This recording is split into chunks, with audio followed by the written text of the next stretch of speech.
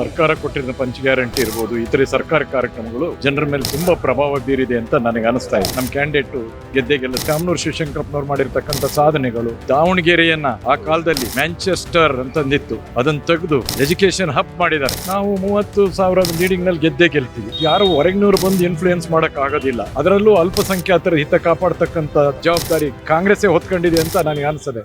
ನೀವು ಸಣ್ಣ ಆಗ್ಬೇಕಲ್ವಾ, ಅದು ಒಂದು ಉತ್ತಮ ಆಹಾರದಿಂದ ಸಣ್ಣ ಆಗ್ಬೇಕಲ್ವಾ. ಪ್ರತಿದಿನ ನಮ್ಮ ಜೀನಿ ಸ್ಲಿಮ್ ನ ಯೂಸ್ ಮಾಡಿ ಯಾವುದೇ ಸೈಡ್ ಎಫೆಕ್ಟ್ ಇಲ್ದಂಗೆ ನೀವು ಸಣ್ಣ ಆಗ್ತೀರಾ. ನಾವಿದ್ದೀವಿ ದಾವಣಗೆರೆ ದಕ್ಷಿಣದಲ್ಲಿ. ನನ್ನೊಟ್ಟಿಗಿದ್ದಾರೆ ನಗರದ ಮಹದೇವಪ್ಪನವರು. ಅವ್ರನ್ನ ಮಾತನಾಡ್ಸ್ತಾ ಹೋಗೋಣ, ಅವ್ರ ಅಭಿಪ್ರಾಯ ಏನಿದೆ ಎಲ್ಲವನ್ನ ಕೂಡ ಕೇಳ್ತಾ ಹೋಗೋಣ. ಸರ್ ನಮಸ್ತೆ. ನಮಸ್ತೆ ಅಮ್ಮ. ಸರ್, ಇವಾಗ ದಾವಣಗೆರೆಗೆ ಬಂದಿದ್ದೀರಾ, ಪ್ರಚಾರದಲ್ಲೂ ಕೂಡ ಪಾಲ್ಗೊಳ್ತಾ ಇದ್ದೀರಾ. ಸೊ ಒಂದ್ ರೀತಿಯಾಗಿ ಬಹಳಷ್ಟು ಪೈಪೋಟಿ ಇರೋವಂಥದ್ದು, ಅದಕ್ಕೆ ಸತ್ಯದ. ಯಾಕೆಂತ ಹೇಳಿದ್ರೆ ಎಲ್ಲ ಮಿನಿಸ್ಟರ್ಸ್ ಆಗಿರ್ಬೋದು, MP ಗಳಾಗಿರ್ಬೋದು, ಎಲ್ಲರೂ ಕೂಡ ಬಂದು ಪ್ರಚಾರವನ್ನ ಮಾಡ್ತಾ ಇದ್ದಾರೆ. ಸೊ ಏನ್ ಅನ್ಸುತ್ತೆ ಸರ್, ಕಾಂಗ್ರೆಸ್ ಗೆಲ್ಲತ್ತೆ ಈ ಬಾರಿನೂ ಅಂತ ಅನ್ಸುತ್ತಾ? ಶೂರ್, ಗೆಲ್ತೀವಿ. ಸರ್ಕಾರ ಕೊಟ್ಟಿರೋ ಪಂಚ ಗ್ಯಾರಂಟಿ ಇರ್ಬೋದು, ಇತರೆ ಸರ್ಕಾರ ಕಾರ್ಯಕ್ರಮಗಳು ಜನರ ಮೇಲೆ ತುಂಬಾ ಪ್ರಭಾವ ಬೀರಿದೆ ಅಂತ ನನಗೆ ಅನಿಸ್ತಾ ಇದೆ. ಹೋದಲ್ಲೆಲ್ಲ ಹೇಳ್ತಾ ಇದ್ದಾರೆ ನಾವು ಕಾಂಗ್ರೆಸ್ಗೆ ಬೆಂಬಲ ಕೊಡ್ತೀವಿ ಅಂತಂದೇಳಿ. ಮತ್ತೆ ಸರ್ಕಾರಿ ಕಾರ್ಯಕ್ರಮ ಜೊತೆಗೆ ಬೇರೆ ಬೇರೆ ಕಾರ್ಯಕ್ರಮವನ್ನು ಸಹ ಸರ್ಕಾರ ಕೊಡ್ತಾ ಇದೆ. ಅದು ಬಹಳ ಇನ್ಫ್ಲೂಯೆನ್ಸ್ ಆಗಿದೆ ಜನರ ಮೇಲೆ. ವಿಶೇಷವಾಗಿ ಜನರ ನೇರವಾಗಿ ಕಾರ್ಯಕ್ರಮ ಮುಟ್ಟಿರುವಂಥದ್ದು ಇತಿಹಾಸದಲ್ಲೇ ಮೊದಲನೇದು ಸಿದ್ದರಾಮಯ್ಯ ಸರ್ಕಾರದ. ಅದಕ್ಕೋಸ್ಕರ ನಮ್ಮ ಕ್ಯಾಂಡಿಡೇಟು ಗೆಲ್ಲುತ್ತೆ ಅಂತ ನನಗೆ ಅನಿಸ್ತದೆ. ಸರ್, ಇವಾಗ ಇಷ್ಟು ವರ್ಷ ಇದು ಕಾಂಗ್ರೆಸ್ನ ಭದ್ರಕೋಟೆ ದಾವಣಗೆರೆ ದಕ್ಷಿಣ ಅಂತ ಹೇಳಿದ್ರೆ, ಆದ್ರೆ ಈ ಬಾರಿ ಕೆಲವೊಂದು ಅಸಮಾಧಾನ ಇರುವಂತದ್ದು. ಅಲ್ಪಸಂಖ್ಯಾತರಿಗೆ ಟಿಕೆಟ್ ಕೊಟ್ಟಿಲ್ಲ, ನಮ್ಗೆ ಟಿಕೆಟ್ ಕೊಡ್ಬೇಕಿತ್ತು, ನಾವು ಮತ ಹಾಕೋದಿಲ್ಲ ಅನ್ನೋ ಒಂದು ಒಪಿನಿಯನ್ ಕೂಡ ಇರುವಂತದ್ದು. ಸೊ ಈ ಮಧ್ಯೆ ಈಸಿ ಆಗತ್ತೆ ಗೆಲುವು ಅನ್ಸುತ್ತಾ?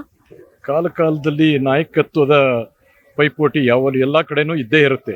ಅದೇ ರೀತಿ ಇಲ್ಲೂ ಇದೆ. ಆದರೆ ಪಕ್ಷದ ತೀರ್ಮಾನಕ್ಕೆ ಬದ್ಧವಾಗಿ ಕೆಲಸ ಮಾಡ್ತಾರೆ ಅಂತ ನಂಬಿಕೆ ನನಗಿದೆ. ಅಂದ್ರೆ ವ್ಯಕ್ತಿ ಬಿಟ್ಟು ಪಕ್ಷಕ್ಕೆ ವೋಟ್ ಹಾಕ್ತಾರೆ ಮೇಜರು, ಮತ್ತು ವ್ಯಕ್ತಿನೂ ಮುಖ್ಯ ಅಂತ ನನಗೆ ಅನಿಸ್ತಾ ಇದೆ.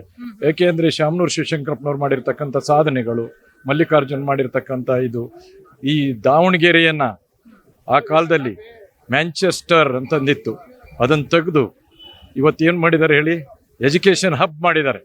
ಅದು ವಿಶೇಷ.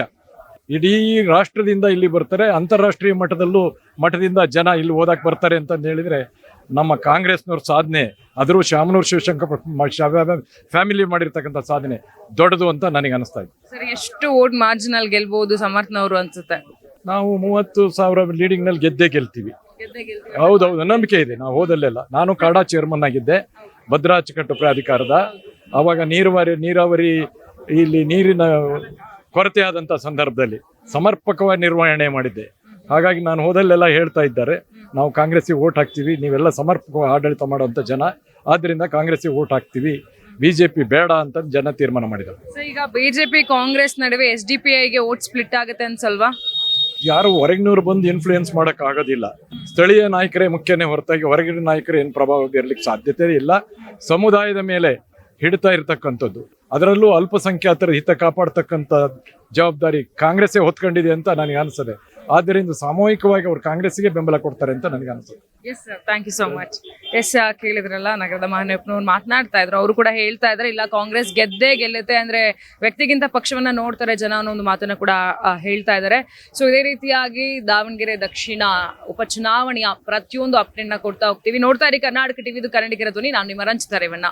ನೀವು ಸಣ್ಣ ಆಗ್ಬೇಕಲ್ವಾ, ಅದು ಒಂದು ಉತ್ತಮ ಆಹಾರದಿಂದ ಸಣ್ಣ ಆಗ್ಬೇಕಲ್ವಾ. ಪ್ರತಿದಿನ ನಮ್ಮ ಜೀನಿ ಸ್ಲಿಮ್ ನ ಯೂಸ್ ಮಾಡಿ ಯಾವುದೇ ಸೈಡ್ ಎಫೆಕ್ಟ್ ಇಲ್ದಂಗೆ ನೀವು ಸಣ್ಣ ಆಗ್ತೀರಾ.